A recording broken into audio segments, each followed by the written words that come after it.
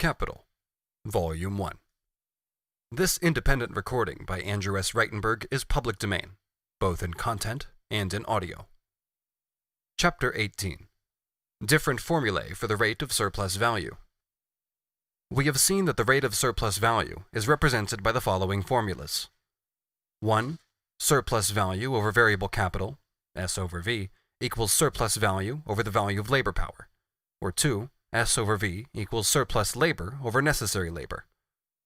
The first two formulas represent, as a ratio of values, what is represented in the third formula as a ratio of the times during which those values are produced. These mutually replaceable formulae are rigorously definite and correct. We therefore find them worked out in classical political economy in substance, but not in cautious form. Political economy, in fact, provides us with derivative formulae, as follows. Surplus labor over the working day equals surplus value over the value of the product, or surplus product over the total product. One and the same proportion is expressed here alternately in the form of labor times, of the values in which those labor times are embodied, and of the products in which those values exist. It is of course understood that by value of the product, the political economists mean only the value newly created in a working day, the constant part of the value of the product being excluded. In all the formulae included under the second heading, the actual degree of exploitation of labor, or the rate of surplus value, is falsely expressed. Let the working day be 12 hours long. Then, making the same assumptions as we have before, the real degree of exploitation of labor will be represented by the following proportions. 6 hours of surplus labor over 6 hours of necessary labor equals a surplus value of 3 shillings over a variable capital of 3 shillings, or 100%. For the formula included under heading 2, we get, on the contrary, 6 hours of surplus labor over a working day of 12 hours is equal to a surplus value of 3 shillings over a value product of 6 shillings, 50%. These derivative formulae express, in reality, only the proportion in which the working day, or the value produced by it, is divided between the capitalist and the worker. If they are to be treated as direct expressions of the degree of capital's self-valorization, the following erroneous law would hold good. Surplus labor or surplus value can never reach 100%. Since the surplus labor is only an aliquid part of the working day, or since surplus value is only an aliquid part of the value product, surplus labor must always be less than the working day, or the surplus value must always be less than the total value product. In order, however, to attain the ratio of 100 to 100, they must be equal. In order for the surplus labor to absorb the whole day, i.e., an average day of any week or year, the necessary labor would have to sink to 0. But if necessary labor vanishes, surplus labor does as well, since it is only a function of the necessary labor. The ratio surplus labor over the working day, or surplus value over the value product, can therefore never reach the limit of 100 over 100, still less rise to 100 plus x over 100. The rate of surplus value, however, the real degree of exploitation of labor, is able to do this. Take, for example, the estimate of L. de Laverne, according to which the English agricultural laborer gets only 1/4 of the product or of its value, while the capitalist farmer gets 3/4, whatever the subsequent division of the booty between the capitalist, the landowner, and others.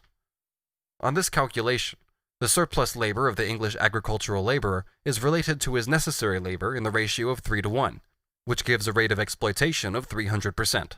Through the use of the formulae given under heading 2, the political economist's favorite method of treating the working day as constant in magnitude became a fixed usage, because in those formulae, surplus labor is always compared with the working day of a given length.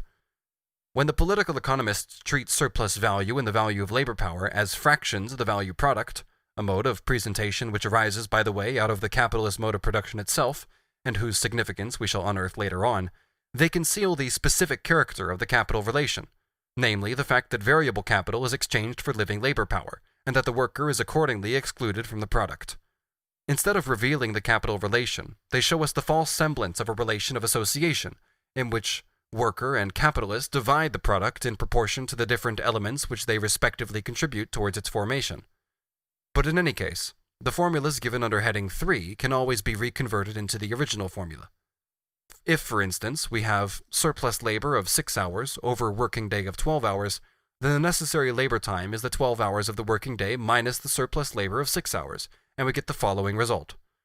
Surplus labor of 6 hours over necessary labor of 6 hours equals 100 over 100. There is a third formula, which I have occasionally anticipated. Surplus value over the value of labor power is equal to surplus labor over necessary labor is equal to unpaid labor over paid labor. After the analysis given above, it is no longer possible to be misled by the formula unpaid labor over paid labor into concluding that the capitalist pays for labor and not for labor power. Unpaid labor over paid labor is only a popular expression for surplus labor over necessary labor. The capitalist pays the value of the labor power, or if the price diverges from this, he pays the price, and receives in exchange the right to dispose of the living labor power itself. The length of time during which he utilizes this labor power is divided into 2 separate periods. During one period, the worker produces a value that is only equal to the value of his labor power, i.e., he produces its equivalent. Thus, the capitalist receives, in return for advancing the price of the labor power, a product of the same price. It is the same as if he had bought the product ready-made in the market. During the other period, the period of surplus labor, the utilization of the labor power creates a value for the capitalist without costing him any value in return. He is thus able to set labor power in motion without paying for it. It is in this sense that surplus labor can be called unpaid labor. Capital, therefore, is not only the command over labor, as Adam Smith thought. It is essentially the command over unpaid labor. All surplus value, whatever particular form, profit, interest, or rent it may subsequently crystallize into, is in substance the materialization of unpaid labor time. The secret of the self-valorization of capital resolves itself into the fact that it has at its disposal a definite quantity of the unpaid labor of other people. End of Part 5.